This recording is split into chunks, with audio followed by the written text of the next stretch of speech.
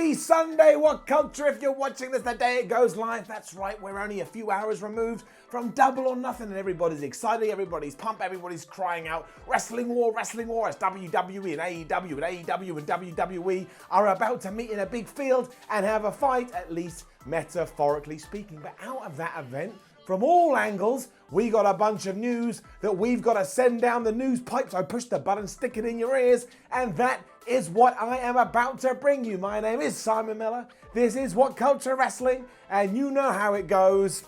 This is the news. We will start with All Out, which is basically All In 2, going down in Chicago in September. Tickets go on sale June 14th. But if you've been looking at some of the promotional materials that have come out for that pay-per-view, you may have noticed 4 red stars. And you'll be like, Simon, what's the deal with 4 red stars? Why are you even talking about 4 red stars? Is it because you're wearing a red top today and you think this is Sesame Street and there's some kind of color theme? No, I'm not, my friends. I've looked into it. I've taken a magnifying glass, and what do those stars look like? I know we're just kind of playing around a bit here and maybe planting some seeds that don't exist, but they ain't a million miles away from the stars that CM Punk used to have on his gear and that CM Punk used to have on his merchandise. So the question is then, would CM Punk ever consider coming into AEW and maybe debuting at All Out? And I would probably presume at this point the answer is no, just because if that did happen, All Elite Wrestling will keep it quiet,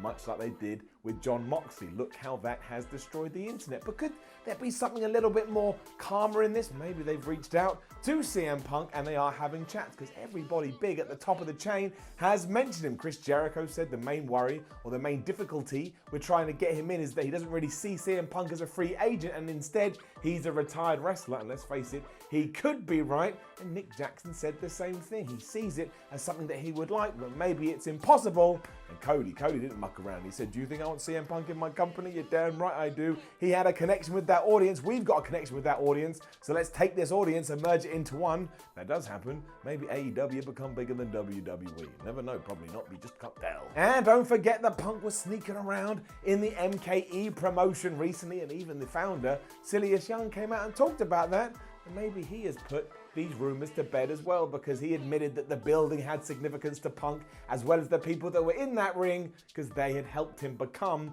the wrestler that he did. But don't muck around here. Don't be silly. Be honest. Feel it in yourself as if you're a Jedi. If the money's right, if CM Punk wants to do it, if AEW gets the momentum that it certainly seems like it's going to get, there's every chance CM Punk does come to that promotion, because time heals all wounds. And even if Punk kind of hates the wrestling business for what it did to him, if the opportunity sounds nice, I imagine he'll be on the phone, and he probably would be the biggest star in that company like that. And we mentioned Jon Moxley, so let's move on to him, because he is now in All Elite Wrestling officially. He signed a contract. It's a multi-year deal that will allow him to work specific overseas dates and the on-Indie event here and there. But his priority is AEW. They get first dibs on his time. And now the real interesting thing here is that as soon as that information came out, there was countering information from WWE sources saying, well, that's a huge surprise to us, because we were led to believe that Dean Ambrose was going to retire. And kind of when you look at everything, that does add up. That does make sense, because who the hell has been allowed to leave WWE in such wonderful circumstances? All the wrestlers were singing his praises. He was allowed time on TV to talk about it. When Raw SmackDown was going off air, he was doing a goodbye tour, and now he's with the competition, who are absolutely pissing WWE off. Don't pretend otherwise. They may not necessarily be scared of AEW, but they would much rather they didn't exist. It's like a fly that keeps going zzz, zzz, zzz. You're like, get out of here. But you can't, and eventually the fly becomes you, and you're damn Jeff Goldblum. He will be making his debut at the Fyter Fest show on June 29th, and you would assume, given what happened at Double or Nothing, he's going to have some kind of tiff with Kenny Omega, although you could actually apply that to Chris Jericho too. I think I'd rather Kenny Omega, because that feels exciting and that feels fresh. And last time I saw the then Dean Ambrose take on Y2J, they're in some weird cage hitting people with potted plants. Remember Mitch the Plant? He got killed. That actually happened in a WWE feud. Although maybe those two see it as a way to actually present that program in an adult way. Even though Jon Moxley / Dean Ambrose is in AEW, he signed a multi-year deal, so they're not going away anytime soon. They obviously expect to be around for at least 2 to 3 years.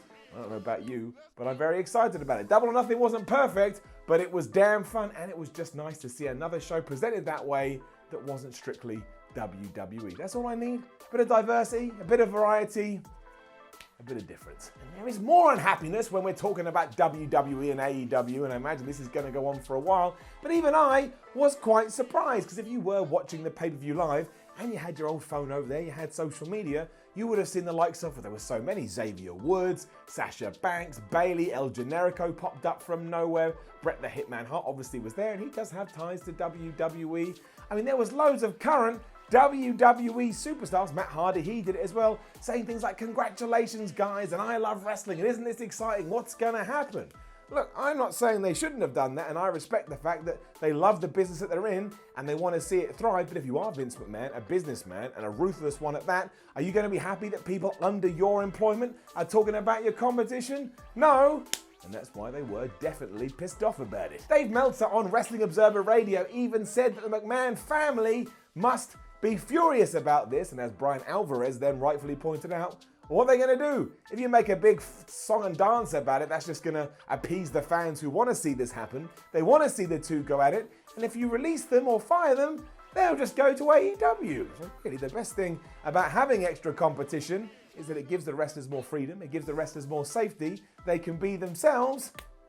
Twitter about to get real interesting, and it was already interesting to begin with. I will say this, I don't want these shots to go on for too long. Like, I didn't mind so much what they did on Double or Nothing, but I could have done without it. And I don't want WWE to have Triple H come out and say, oh, you pissed out company. I just want to enjoy them for what they are. Like, I know we all look back at WCW versus WWE, and we talk about when Eric Bischoff would give away results, or, you know, they had the whole Nacho Man and the Huckster. But that weren't good stuff. That was not entertaining stuff. I'd much rather companies focus on themselves and try and build their game up as opposed to tear anybody else down. But right here on Sunday in May, yep, those WWE stars tweeted, and yep, Vince McMahon was like, what the are they doing? And lastly, going back to Dave Meltzer, he also let us know that it seems as if Double or Nothing on pay-per-view did around 200,000 buys. Not only is that 4 times as many as what All In did, but that is more than the B shows, we'll call them, that WWE were doing before they switched to the network. So not Survivor Series, not WrestleMania, not the Rumble, not SummerSlam, but everything else, 200,000 buys would have been considered a huge success for the company, and AEW has just done that on their first show. So let's not pretend anymore that it's not a big deal. You can still hate them, but you're hating a big deal. Meltzer also said that at one point the show was trending at number 2 on Google, and Google Trends are a good way of figuring out who's buying in and who's not, and in fact those numbers were so good, it seems like this wasn't just the Being the Elite crowd, there may have been some lapsed wrestling fans that tuned in going, alright boys, entertain me, or at least interested to see what was happening by reading results. And that's only going to help with the likes of Chris Jericho and now Jon Moxley, because if they are lapsed WWE supporters, maybe this is what they want to watch. I tell you, things are exciting up in this house. So that's that. As you can imagine, it is a bunch of WWE and AEW news. And if you're like me, surely you're excited to see what Raw is going to do tomorrow night. I mean, WWE's already cancelled their SmackDown house show on Monday because they want to get all their stars across. But I tell you, man, I do ups and downs. I watch Raw every single week. You better pull something out, because now there is an official alternative. Before it was just a lot of speaking, a lot of hype, and a lot of excitement. Now it is there. If you go back to the well, and nobody wants to drink out of that well anymore, at least that's the phrase and the sentiment that we're getting, maybe even more people tune out than always. I mean, Brock Lesnar's going to be on that show, so that's exciting. But is it enough?